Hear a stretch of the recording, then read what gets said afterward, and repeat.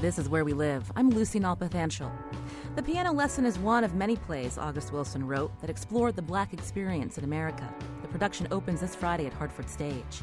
Today, Where We Live, we hear from the director and one of the lead actors about her role in the piano lesson and what she learned about family relationships and the importance of legacy.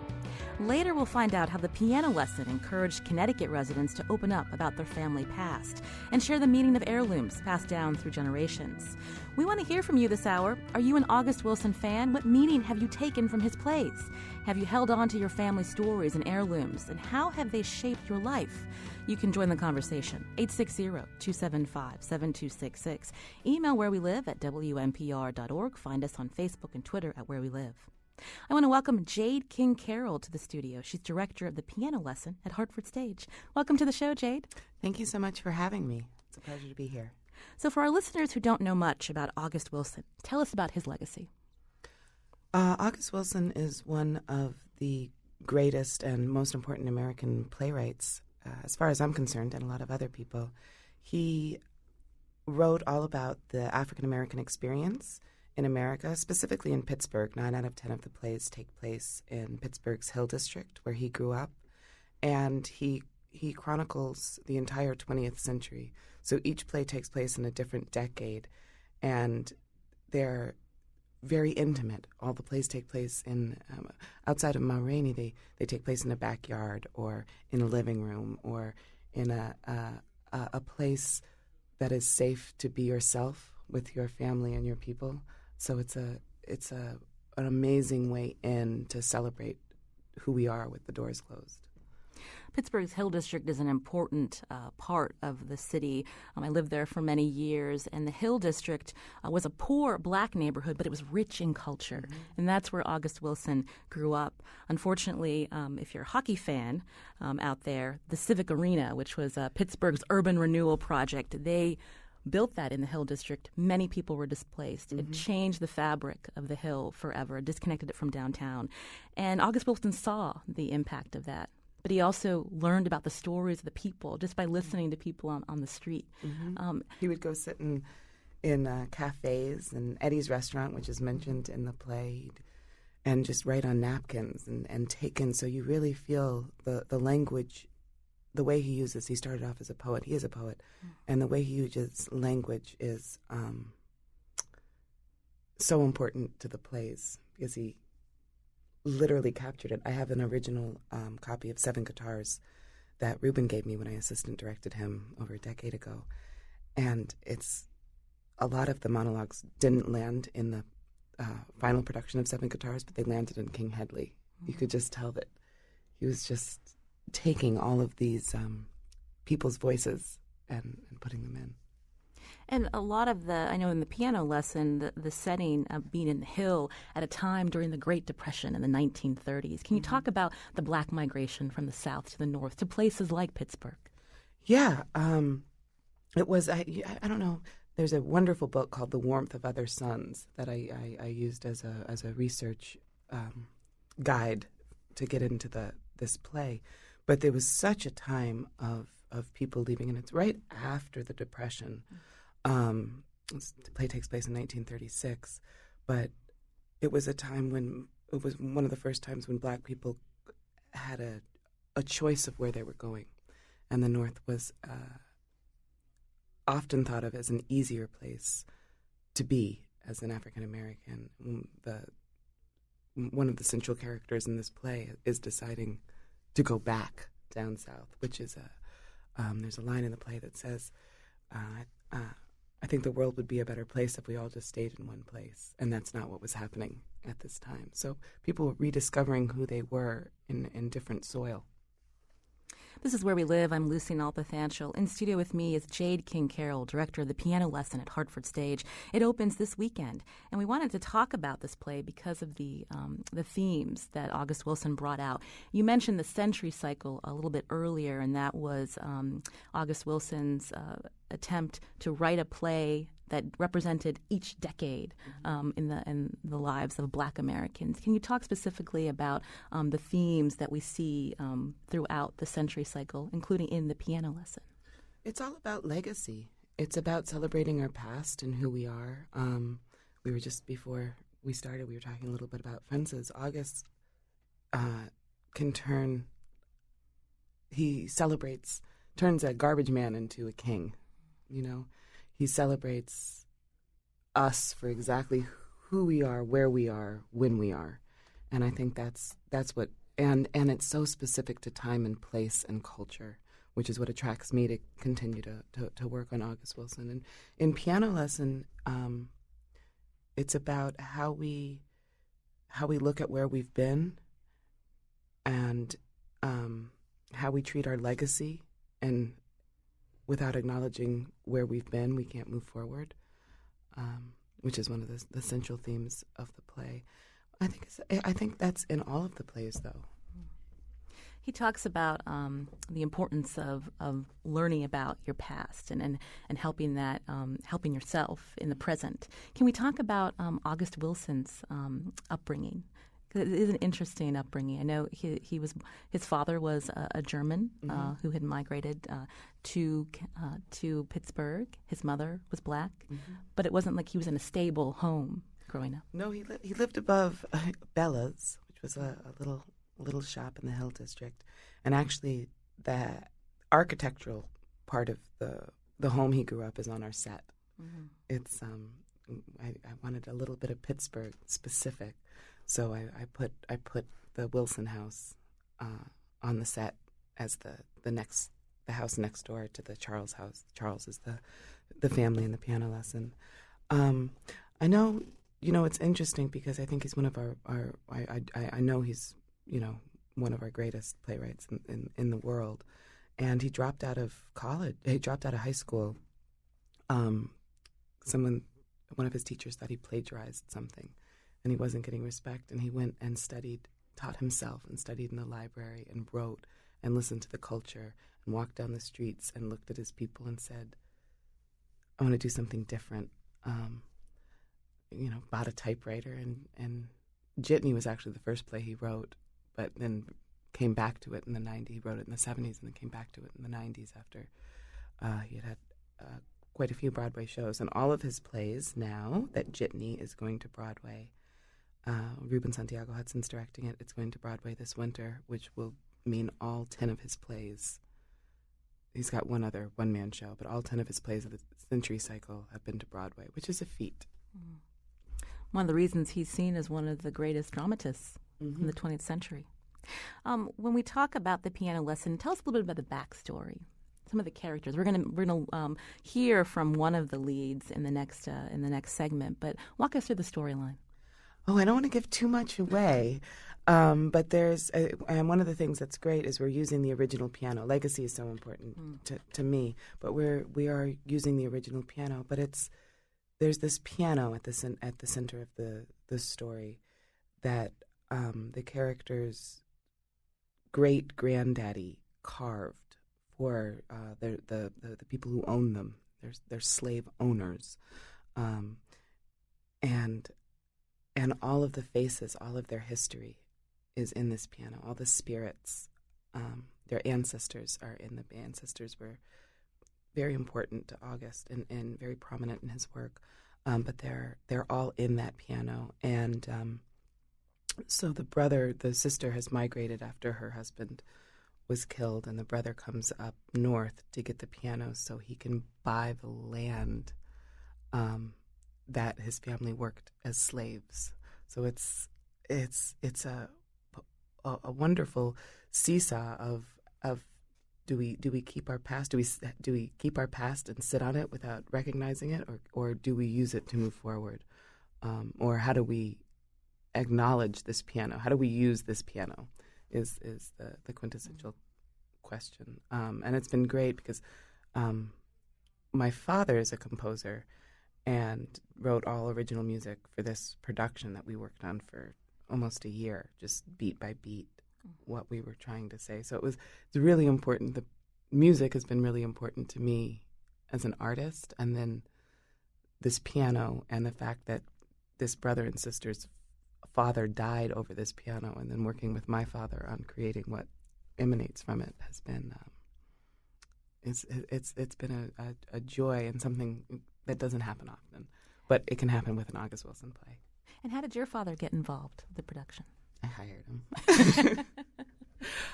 But actually, I got involved in theater by being inspired by watching my father work. And I'm not a musician at all, but sitting on that side of the table, I tease and say only jazz musicians supplement their income with theater. But he's an amazing composer, and did the original Having Her Say on Broadway, did the original for colored girls who have considered suicide, the original movie, not the Tyler Perry movie, in the 80s. And I always sat with that vantage point of watching the shows come together like that, and knew I wanted to be a director and tell the stories holistically rather than from the inside. You were talking about inspiration.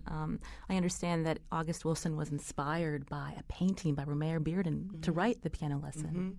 He had his 4 Bs: Borges, the poet, Baraka, the blues, and Bearden. And there's a beautiful Bearden poem of a little girl, and he's got articles, interviews that I've read, and it started off wanting to be about that little girl and writing this mother's story and what this migration story is. What was this piano? What is the lesson of the piano? And it ended up having that and so much more. But I'm speaking with Jade King Carroll, director of The Piano Lesson at Hartford Stage, a play by August Wilson. When we come back, we'll hear from one of the lead actors in the production, and we'll learn about how family history and legacy play an important part. You can join the conversation, 860-275-7266. This is Where We Live.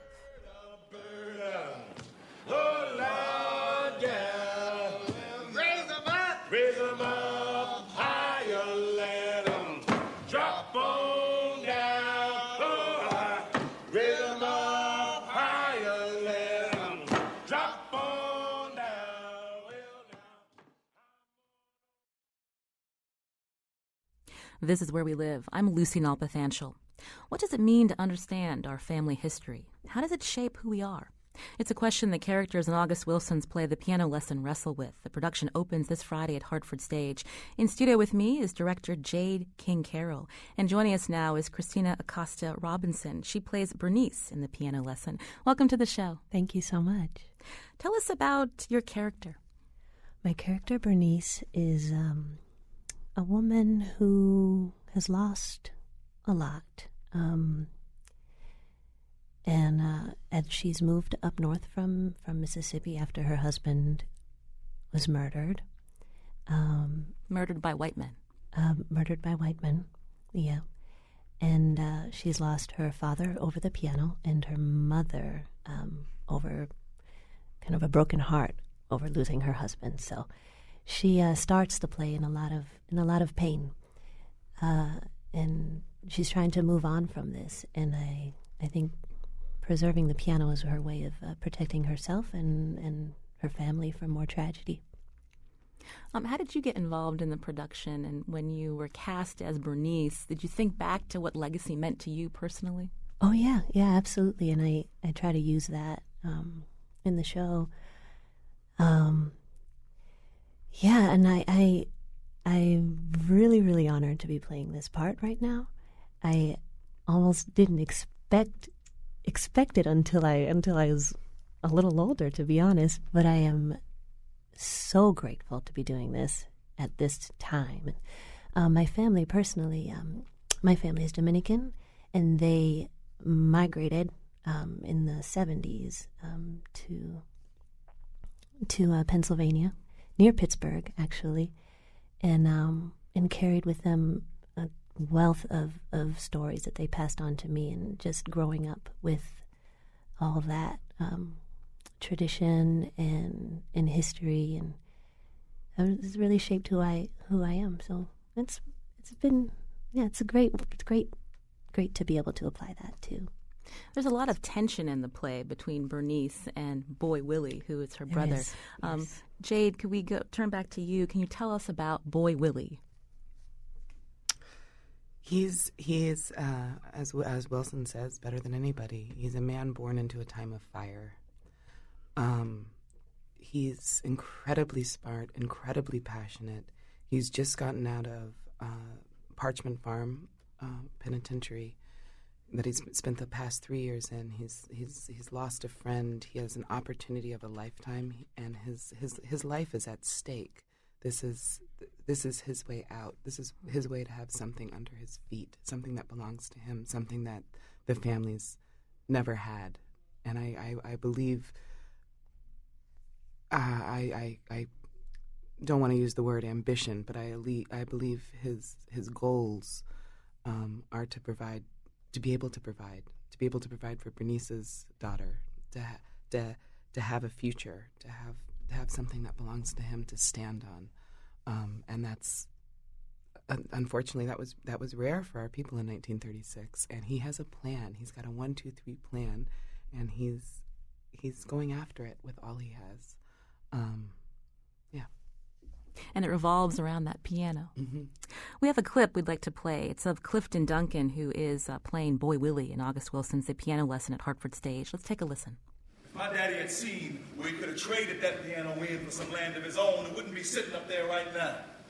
He spent his whole life farming on somebody else's land. I ain't gonna do that. You see, he couldn't do no better.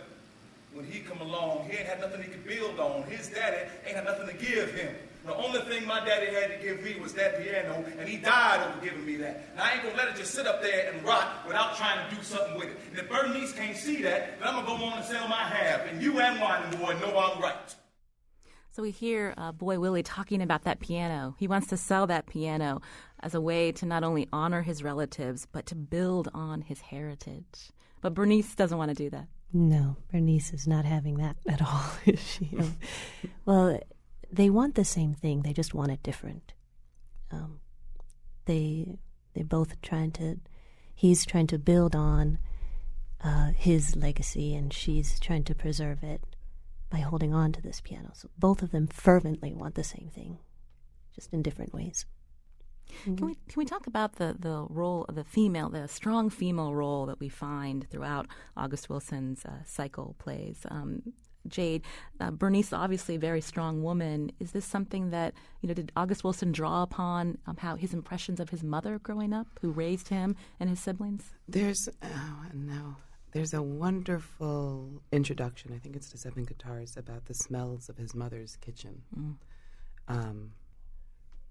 And I absolutely think he was inspired by, I know he was inspired by his own life and by his mother. And by his daughter, Azula named Radio Golf. The women in his life and in all of August's characters are extremely important and shape who they are and allow them to have the strength and the freedom that they have. The Piano Lessons have been staged many, many times. What are you bringing to this production that's different, Jade? This is my third time staging it, and I've worked on it a couple of other times as dramaturgs and the like, and it's one of the great it's one of the great world dramas, and it deals with, Lorraine Hansberry says, you only get the universal through the specific, and it's so specific. I've said it before, through time and place and culture, and who we are as a people, what we want, what we deserve, what we love, how we tell stories, how we use language, how we use music. So I just want to get to the truth. I just want to go deeper. I had the joy of working with James Earl Jones last year, and he said, it's not about new leaves, it's about deeper roots. And that's what I think of every time I come back to this play. Talk about the history of the Piano Lesson here in Connecticut, being staged at the Yale Repertory Theater, and then the piano, the original piano, how that's been brought, the legacy of that. Yeah, we put some new sculptures on it, but we're using the original piano from the original production that Lloyd and August and Sam Jackson, which is, again, is like in finding that truth and telling the play as much legacy as we can bring to it. But between the O'Neill, where I had the opportunity of directing this summer, and Yale Rep and now Hartford, it's steeped. The piano lesson is steeped and was born in Connecticut. Mm. There's also an element of the supernatural in the piano lesson. There is. I don't want to give too much away. You don't want to give too much away. But can we talk about maybe why August Wilson used the spirituality, the supernatural? Was it a connection to the roots of African spirituality of his characters? I can't answer that, but I can say that in every August Wilson play, something larger than life happens. And I think the plays give the audience and the actors a chance to cleanse their souls. And in this play, it happens in a supernatural way. And it's the first scene. You see the ghost of you hear about the ghost of the family that owned the Charles family, and what they have to face to overcome that, and to truly have ownership over themselves and that piano, and their family, and move forward, and let those demons go, and how they have to come together to do that. This is Where We Live. I'm Lucy Nalpathanchel. I'm speaking to Jade King Carroll, director of the piano lesson at Hartford Stage. It opens this weekend. Also in studio with me is Christina Acosta Robinson, who plays Bernice in the piano lesson at Hartford Stage. Can we talk a little bit more about knowing our family stories? Because some of them can be painful, and we don't want to embrace them and pass them on to our children, our grandchildren. But what have you learned about legacy, the lessons of knowing about your past? Well, this play has taught me a lot about it. In this play, I have a 10-year-old daughter who I refuse to pass on the stories behind the piano. I just have her playing on it. I don't even have her playing blues. I just have her playing Fur Elise, She, and I think throughout the course of the play, little by little, especially at the end, it's just something that you cannot deny, that you have with you. Your past is part of you, and as much as painful as it may be for some people, it's not something that you can ignore, because it's going to erupt eventually. Jade, just the lessons of legacy and what that's taught you personally. I had a very fortunate childhood, and my father, we had, I read From Slavery to Freedom, and we'd have our own Black History course once a week for an hour, and when I got to be 30, he gave me a packet of photos of the family. We had a family wall growing up, and told me some stories that I didn't know about my family, and he said, I want you to know your past, but I didn't tell you until now because I didn't want you to think all of it had to be your future. And that, I'm so grateful for that. Family is very important to me. Legacy is very important to me. I there's a little article. I wear my grandma's ring every day because it's a ring she wore, and I always feel like I feel safe, like I'm holding her hand still. And I think the more you appreciate the mistakes, the celebration, everything, the more you can appreciate yourself and continue to grow as a person. So I look to both my parents and to their parents and to decisions that were made, right and wrong, and kind of go, okay, where does that sit in me, and how do I move forward in the world? And what lessons can we take from August Wilson's plays, the themes of inequality in America, the importance of community? When we look today at 2016, there are still deep divisions, race divisions in our country. Yes. Unfortunately, a lot hasn't changed. A lot hasn't changed. It's not legal anymore, and it's being brought to the light in a way that I feel like America thinks is new, but its social media is just highlighting it. Did you want to add something, Christina, to that point? That's Basically, that's a whole nother segment, I think. But yeah, there's a lot of work to be done, and thank God we have these plays to do to inspire people to keep talking about these issues. And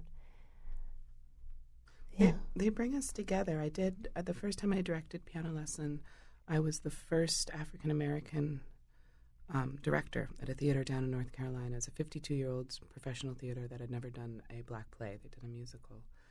And they were taking a risk, which, you know, on a Pulitzer Prize, Tony Award-winning play.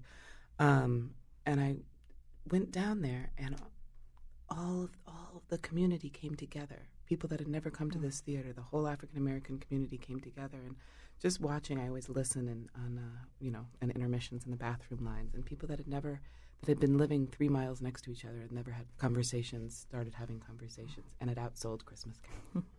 I want to thank Jade King Carroll, director of the Piano Lesson at Hartford Stage. She's going to remain with us. Also, Christina Acosta-Robinson, who plays Bernice. Thank you so much for coming in. Thank you. When we come back from the break, we'll find out how the Piano Lesson encouraged local residents to explore the idea of legacy. What value do physical objects passed down through families carry beyond the historical? Stay with us. But first, if you appreciate WNPR and the local conversations here are some colleagues to tell you how to support this radio station. Good morning. I'm Christina Chiogai. I'm here with Tucker Ives this morning. And that's right, we just want to take a few minutes during our fall fund drive to go out and ask you, our loyal listeners, to please support us. You're here, you're tuned in, you're listening to Lucy and her guests today, and obviously you are a fan of Where We Live and WNPR and any of the programs that we offer. So please be that person that picks up the phone at 1-800-584-2788 or go online, WNPR.org, and make a pledge of support that's at a level that is comfortable for you, because you turn the radio on every morning and you count on us being there, and in return, as that listener, we count on you. That's the model that we follow here at WNPR. So pick up the phone or go online and make that pledge of support that works best for you. 1-800-584-2788. Again, 1-800-584-2788. If you go to WNPR.org, the donate button is in the upper right-hand corner. We've got a new pledging system on there. It is quick and easy. You can even do it by phone, not by calling the phone, but pulling up the internet on your phone and doing it that way. It is becoming increasingly easy to give to WNPR, and your support will help ensure that Where We Live can keep doing the job that they do each and every day here on WNPR. Full disclosure, for probably 5 years or so, I was a producer and worked on Where We Live, and to be perfectly honest, it's not an easy job. It's very time-intensive. It's resource-intensive. There is a ton of work that goes behind the scenes just to make sure that we can book these guests, that we can prepare Lucy and the hosts and the guests in the right way so that we can bring you the best conversation we possibly can. So when you hear a 1-hour program, there are many, many hours that go on behind the scenes to make that happen. So your contribution will help us ensure that we can do that in the future. And maybe when you give, you can pick up a nice thank you gift as well. So give us a call at 1-800-584-2788 or WNPR.org. That number again is 1-800-584-2788. And Tucker, actually, we got word before we hopped online this morning that we came in so strong from John and Colin this morning that we've been given permission to do a 50% match. Perfect. We had some donors that were just so generous, and they wanted to contribute before the drive so that we could do one of these matches. So say, for instance, you go online or you give a call and you do a $100 donation. That means we're getting $150 between your donation and these generous donors that donated before the drive in anticipation of being able to do this. So pick up the phone, 1-800-584-2788, or go online, WNPR.org, and make a pledge of support so that we can keep this programming online. It's because of generous donors like you that we're able to do this. And just like you all turn on the radio and you hope to hear Colin or Lucy or whoever those folks are that you enjoy, or whoever those news reporters are that You appreciate the news that they bring. We count on you, and you count on us. It's a great relationship, so pick up that phone so we can continue it. 1-800-584-2788. And Tucker and I have a great gift here that I would love to tell you about. I'm sure you've heard about it all morning, but it is a favorite. It is a seasonal classic. It's the LL Bean Balsam Wreath. It is a phenomenal wreath, and we were fortunate enough to have one in the office last year, and they are beautiful. One of the most striking things I enjoyed is that you could smell it. It was just that wintergreen, refreshing smell in the office. It was phenomenal. But it's 4 pounds of greenery. It has these gorgeous real pine cones on it, this striking reindeer moss. There's some froe crab apples and some berries. There's this lovely weather-resistant bow, and it starts shipping about end of November or so. We can send it anywhere out to the lower 48 states. So, check it off your list. Donate, get some holiday things going out to folks, and support. 1-800-584-2788. Look, we're not dictating to you how much you should be giving. You can give it whatever amount you can. That's the model that we operate on, and that's how public media has always operated. So give us a call at 1-800-584-2788. We'll be going back to Where We Live in just a second. 1-800-584-2788 or WNPR.org. And thanks so much. This is Where We Live. I'm Lucy Nalpathanchel. Coming up Thursday, Connecticut is home to some of the wealthiest Americans in the country, and yet its cities are among the nation's poorest. Some say the first step to ending this inequality is to spread the wealth from thriving suburban areas to struggling urban areas. On the next Where We Live, we talk regionalization. Will Connecticut ever embrace it? Today we're talking about the importance of legacy. Our conversation coincides with the opening of the piano lesson at Hartford Stage this Friday. Do you have family heirlooms, and how have you passed your family's history and stories to your children? You can join the conversation, 860-275-7266. In studio with me is Jade King-Carroll, director of the piano lesson at Hartford Stage. And joining us now is David Henderson. He's director of marketing, sales, and communications at Hartford Stage. David, welcome to Where We Live. Thank you. So tell us about the Legacy Project. Obviously, legacy is a theme that comes and goes throughout the whole play, the piano lesson. But how did you get the community inspired to be part of the idea of legacy? Well, part of what we do is try to show the community how they can relate to any sort of play we do, whether it's a Greek play or whether it's, no matter where the play comes from, that there's something they can relate to. And this was one of those projects. And we're like, how can we bring this home to people? And one way we decided would be with social media and to use Humans of Hartford. So it really became just a matter of finding people who wanted to participate. So we just started reaching out to our various circles of contacts that we'd worked on with plays for several years. And then slowly finding groups of people a lot of people were sort of put off at first. They were like, no, I don't have anything. But then people started thinking and then circling back and saying, well, actually, there is something I want to talk about. You mentioned Humans of Hartford's photographer, Nick Sinia. Tell us about his project. So for the project, Nick, first of all, Humans of Hartford, for the people who don't know what it is, it was inspired by the original Humans project, which is Humans of New York. And essentially, it's a photo essay project where the person who runs the project just goes and talks to people on the street and asks them questions and sort of catches them right in the moment. And Nick has this great ability to make people feel really comfortable and really open up about what they're thinking. Sometimes people talk about trivial things. Sometimes they talk about very serious things on the street to a stranger just because they feel the need to express themselves.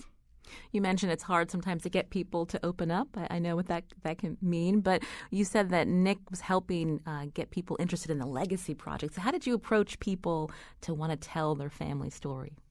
Well, initially what we did was, sort of being a little bit too much business-like. We created this letter that a whole committee of us would use that someone artistic wrote, and we sent it out to tons of people, and like 3 people answered. And so that's when I thought, well, like when I talk to people about this, they seem receptive. So so each of us just started writing to our own friends and contacts and expressing it the way that we would. And what I talked about whenever I would write people would be to say, this can be, anything that's affected your life, that someone else has left you, that has meaning to you. It can be inanimate or animate. And I think it just took some space to get people to think about what legacy really is. I don't think it's necessarily something you think about every single day. And then I think also it took people to, like whenever you talk about, even if you talk about something like, maybe a piece of jewelry that a family member sent you, that's still a private thing that you don't necessarily talk to a stranger about. So, when they knew we would be sending Nick to talk to them. So, they had to think about, is this something I want to do publicly? Let's hear a clip from that conversation. Here's Nick Sinia, who he photographed and interviewed Connecticut's Director of Culture, Christina Newman-Scott. I know that when David asked me this question, it was about kind of, do you have an object? Do you have this thing that connects you? For me, even though those things are also meaningful, I think the remnants of the relationships, the relationship I had with my grandmother exists in this phrase. Right? The energy of her life for me exists in this phrase. So when I say it, it's almost like she's pushing me towards something. It's really powerful too, because when it's intangible, I think it's so much more powerful because it has the ability to impact you in a way that you have not predetermined. Right. And so when I think about that, my hope is that with the legacy, and this legacy, her relationship to me is very personal. So it has translated in this way to me that's going to be very different than my sister or my mother, who she's, very different. And my hope is that understanding of those, what we would consider small moments that you share with somebody, with something like a phrase that is so common to my people, and in general to the world, when people say things like this, that can hold such power. And so for me, when I think about myself and my relationship with my own child and people who are in my life, it just reminds me of like the power of your spirit, your identity. And so I'm hopeful that it's the in-between space. It's these in-between moments that I really get energy from and that are very dear to me. And my hope is that I will leave that kind of space for others that are in my life. So we hear Christina Newman-Scott talking about a certain phrase from her grandmother that she carries with her. It can be a ring, like Jade King Carroll mentioned, from her grandmother. I was thinking back to my family's legacy. My parents are from India, and I have my mother's beautiful emerald green sari, and I don't know how to wear a sari. It's been years, but I still have that sari with me. And sometimes, I brush my hand against the fabric to remember the stories my mother told me about her wedding day. This is Where We Live. I'm Lucy Nalpathanchel. In studio with me is David Henderson. He's Director of Marketing, Sales, and Communications at Hartford Stage. Also the Director of the Piano Lesson at Hartford Stage. We hear about legacy in the work of August Wilson. David, I understand you participated in the project as well? I did not, actually. Jade did participate. I was asked to consider this, though, if you want to know what I thought of. Yes, please. Well, one reason I didn't participate is because the item that I was thinking of is in storage, so I didn't actually have it to be photographed. But, I decided I was an atheist when I was 13, and I still am, and my mother was very religious, and that was sort of an issue between us for many, many years. And my mother collected all sorts of crosses on her walls, and she has one in particular that's made of sugar cane in Louisiana from where I grew up at. And I think, what my mother taught me is that whenever you think that someone's beliefs are wrong, you're never going to change their mind by telling them they're wrong or that they're stupid or they're foolish. That's never going to work. It's never going to make things better for your relationship. It's never going to make things better for the world. And so this humongous cross, which I'm 5'11", if I put it around my neck, it goes all the way down to the floor. It's supposed to be a work of art, and it is a work of art. It reminds me of that's sort of like the most important thing that I've inherited, because it's not so much the piece itself as it is what it taught me. We have another clip of a mother and daughter who were interviewed for the Legacy Project in conjunction with the piano lesson premiering at Hartford Stage this weekend. Here's Elise Taylor. She plays Maritha in the piano lesson, and her mother, Kathy. They're discussing the importance of family heirlooms and legacy. It's a Thomas Blackshear piece, and it's The Threads That Bind. That's the name of it. And many of my parents are collectors of these pieces, and so they have multiple ones. And so my husband and I started to collect them. So he purchased this for me on my 37th birthday. And soon as I took it out of the box, my son said, "Oh, Elise, you can have that when Mommy dies." Right? You look mortified right now. That's what he said. And how old was he? Michael at the time was 9. And so, he doesn't have a filter. But it's very, very true that he recognized the significance of it. And so I see it as the grandmother who's passing on the tradition of the quilting, and how the little girl is looking directly at the grandmother, and then the mother is looking directly at the daughter. And so I did say, yes, Elise, you can have this. And so she knows, and so they all know which piece they can have. But this one is particularly significant because it talks about family and tradition, and the responsibility that we have to pass on traditions. So that's why I like it. And it's beautiful. Hopefully it will mean the same thing to her someday. What do you feel when you see it?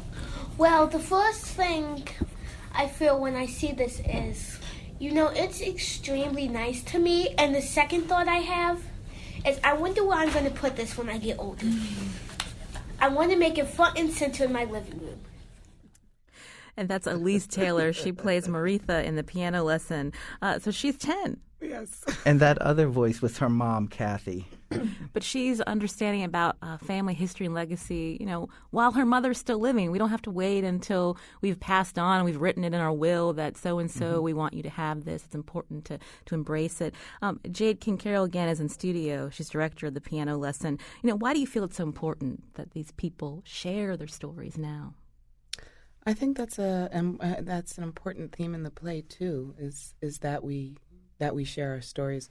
So much is passed on with how we share them, but that it's not just the physical piano. It's the stories that go around it and the acknowledgement of what we've been through.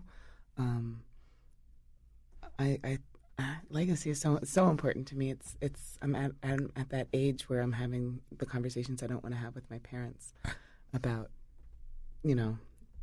what happens when they move on, and it's a really hard thing to talk about, but it needs to be talked about while people are still alive. Legacy can happen with life. David, you mentioned earlier that it was difficult to get some Connecticut residents to open up about legacy, but once they embraced the idea and thought about these family heirlooms that have passed on, maybe just a statement or a phrase from a loved one, what are you doing now with these stories?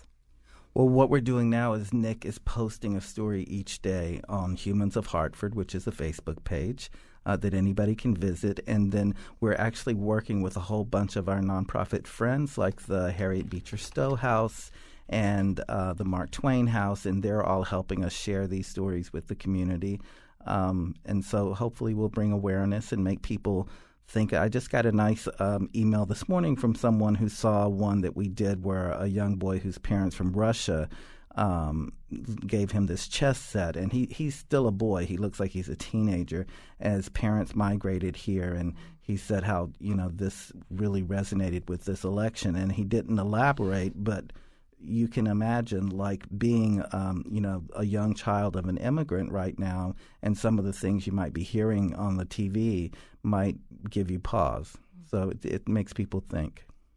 David Henderson is Director of Marketing, Sales, and Communications at Hartford Stage. Thanks so much for coming in. Thank you.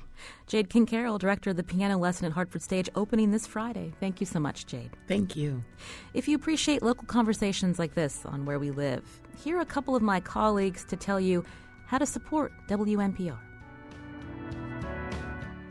You can give us a call at 1-800-584-2788. Again, 1-800-584-2788. Go online to WNPR.org and click on the donate button in the upper right-hand corner, whether you are on your phone, browsing mobily, or on your desktop computer at home or work. It is quick and easy to do. I'm Tucker Ives. I'm here with Christina. I'm sorry, I'm going to totally butcher your last name. Just could you just say it? Chiogai. Chiogai. You got it. All right, good. So we'll edit that in post for cleanliness, so I can pronounce that correctly. I apologize. You can give us a call at 1-800-584-2788. Make your contribution. Help support Where We Live. Help support Lucy Nalpathanchel and her team, who work so hard to bring you these conversations each and every day. We've had a great showing so far this hour, and if you make a contribution in the next couple of minutes, your contribution will be matched 50% by existing members who have stepped up before this fund drive in order to help encourage you to go to the phones at 1-800-584-2788 or WNPR.org. That's right, Tucker. Folks can reach us at 1-800-584-2788 or go online, WNPR.org. And I have to say, Lucy, that was just really a great story this morning. And I'm going to tip my hand a bit here, Tucker. Where We Live has always been a program that's been near and dear to my heart, even when I first started listening to WNPR. And this story is a great example because I've always followed Humans of New York and, of course, Humans of Hartford when Nick picked that up. And to be able to turn on the radio and just hear a great story surrounding that, it just warms my heart. And it's something that has always endeared me to, our NPR and WNPR colleagues.